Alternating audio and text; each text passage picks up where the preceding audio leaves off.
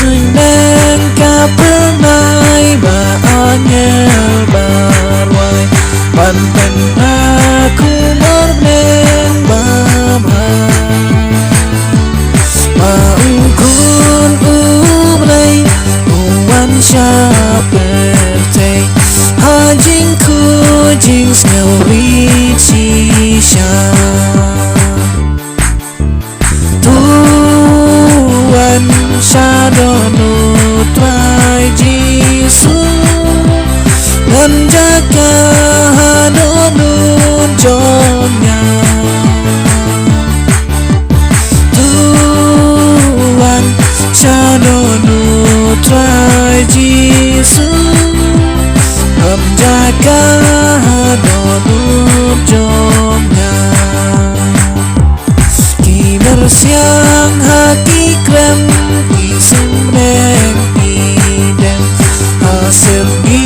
jom idin haklam memeng don jakari mamin mukakri hari siap dureu kali ini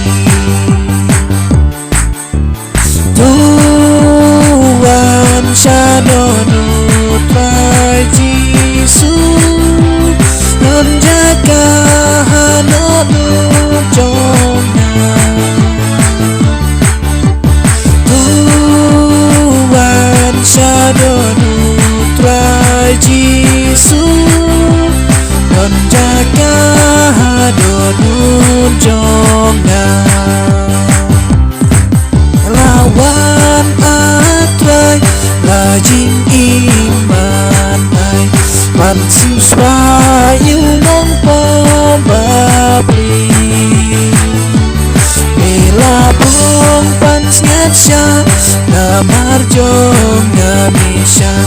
kading nahalong kalbari Tuhan sadonu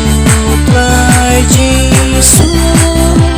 Morning nalong kahok yanya